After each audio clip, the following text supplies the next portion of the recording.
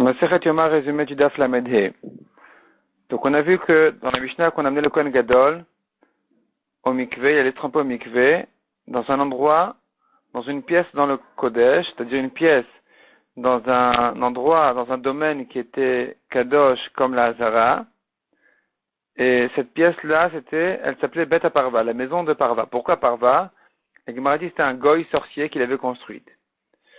Dans Tosfot, il y a toute une histoire que ce goy-là voulait voir la voda du Kohen Gadol pendant Kippour, donc il avait creusé un tunnel pour se cacher et voir un tunnel qui devait arriver jusqu'au Beth Amikdash pour voir de là-bas le Kohen Gadol. Il s'est fait attraper, mais en tout cas, on appelait cette pièce-là sur son nom.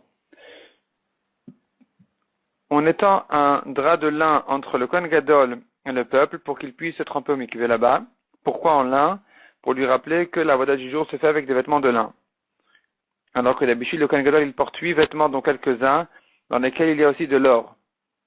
Le matin, le Kohen Gadol portait des vêtements qui coûtaient 18 manées, et l'après-midi 12 manées, en tout 30. Pourquoi tu me dis qu'en tout ça fait 30? Je sais bien que 18 plus 12 ça fait 30. Répond la Gemara, pour me dire que l'essentiel c'est que ça passe en tout 30.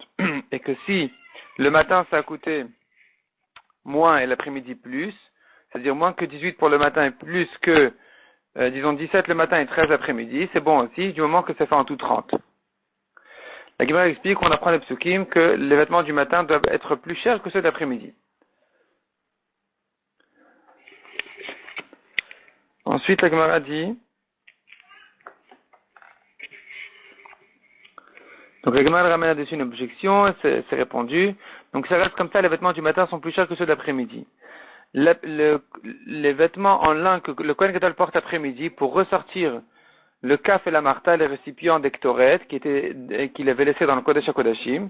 Donc pour ça, il re-rentre au Kodesh HaKodashim l'après-midi pour les ressortir. À ce moment-là, il reprend des vêtements en lin, comme on a dit. Ces vêtements peuvent même être faits, préparés par lui-même. La Gemara raconte qu'il y avait des Kohanim Gdolim, que leur maman leur préparait des vêtements de Keuna pour montrer la grandeur et combien l'importance de la mitzvah à leurs yeux. Et du moment que le Kohen Gadol, il offre ça au Tibour, il offre ça au Ekdesh, il peut s'en servir, on ne craint pas qu'il n'ait pas offert de tout cœur. La Gemara raconte l'histoire d'un Kohen Gadol que sa mère lui avait préparé aussi des vêtements comme ça très très chers, et que les Kohanim ne l'ont pas laissé l'utiliser parce que c'était transparent. C'est-à-dire c'était tellement cher que c'était d'une matière qui était quasiment transparente, malgré l'épaisseur du lin, qui était doublé fois 6 chaque fil. Malgré tout, c'était tellement limpide et propre que ça paraissait transparent et on pouvait reconnaître le corps du Kohen Gadol à travers sa tunique. Et donc les Kohanim ne l'ont pas laissé la porter. La Gemara raconte ensuite une histoire de Hillel Hazaken. Hillel Hazaken qui était très pauvre et qui gagnait pour son salaire une petite pièce chaque jour. La moitié il donnait au gardien du Beth Midrash pour qu'il le laisse rentrer, l'autre moitié pour la parnassa de lui et de sa famille. Un jour, il n'a pas réussi à gagner sa petite pièce, c'était un Erev Shabbat, et son angoisse était plutôt le Beth Midrash que Shabbat. Il est allé au Beth Midrash, le gardien ne l'a pas laissé rentrer, il a grimpé sur le toit du Beth Midrash pour écouter les paroles de Shmaya Avtalion. Et donc il a mis sa tête sur la fenêtre qui avait sur le toit du Beth Midrash pour apparemment de là-bas rentrer la lumière. Et donc il voulait de là-bas écouter ce que disait Shmaya Avtalion. Et c'était un vendredi soir, il était là-bas, il a neigé la nuit, il a dû s'évanouir là-bas sur le toit. Et il a perdu connaissance, il était comme ça sur le toit. Et au matin, Shmaya et Avtalion se sont dit, mais pourquoi est-ce qu'il fait encore obscur alors que le matin devait déjà se lever? Et ils ont regardé ce qui s'est passé, ils ont vu qu'il y avait là-bas, quelqu'un. Ils sont allés et ils ont enlevé la neige, ils l'ont redescendu, ils ont reconnu Hillel, ils l'ont chauffé, ils l'ont lavé et ils l'ont mis à côté du chauffage pour qu'il se réveille pour le guérir. Et ils ont dit, quelqu'un comme lui, il est apte à ce qu'on soit Mechalel Shabbat pour le sauver. La Gemara raconte une autre histoire, à l'opposé, ou pas vraiment à l'opposé, mais Hillel, c'est l'exemple du pauvre qui a réussi à se donner complètement pour la Torah, sans aucune excuse de pauvreté. Contre ça, nous avons le riche Rabbi Elazar ben Charsom, qui était aussi très très riche. Il avait 1000 villes sur terre, 1000 bateaux de marchandises dans la mer. Et au lieu de s'en occuper, au lieu de se renseigner ce qui se passait, il allait étudier la Torah. Il prenait un petit sachet de farine tous les jours et il allait de ville en ville pour apprendre la Torah. Jusqu'à ce qu'une fois il est venu, il est rentré dans une de ses propres villes et ses serviteurs qui ne l'ont pas reconnu, ils lui ont demandé de payer les impôts à Rabbi Elazar ben Charsom. Et Rabbi Elazar leur a dit, mais laissez-moi tranquille, je vais étudier la Torah. Ils ont juré sur la vie de Rabbi Elazar ben Charsom qu'ils ne vont pas le laisser passer. Et enfin, quelqu'un qui est complètement pris par son Yetzer Hara, lui aussi n'aura pas d'excuse.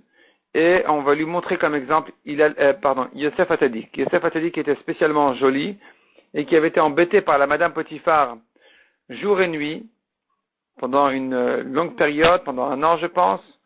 Et il était vraiment embêté tous les matins et elle faisait tous les efforts pour le séduire à la Avera en le menaçant de punition et en le récompensant, en lui donnant envie.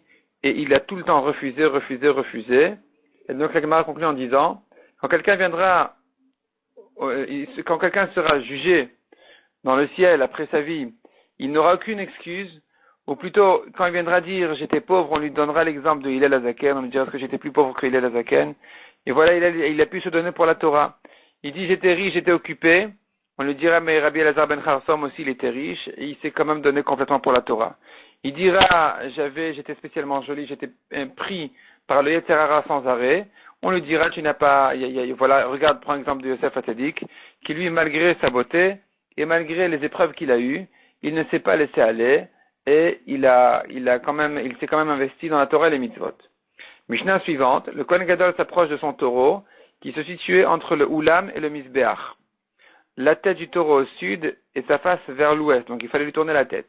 Le Kohen Gadol se tenait à l'est du taureau et sa face vers l'ouest, et il faisait vidouille sur ses propres avérotes et celles de sa famille, en appuyant ses mains sur la tête du taureau. Et il terminait son vidouille en disant le pasuk Ki bayam hazeh chaper alechem, ce jour-ci, Akadosh Baruch Hu va vous pardonner toutes vos fautes, l'ifne Hashem, devant Hashem, et en disant devant Hashem, il disait le Shem Ameforash, et tout le monde répondait après lui, Baruch Shem Kevod Malchuto L'Olam Vaed.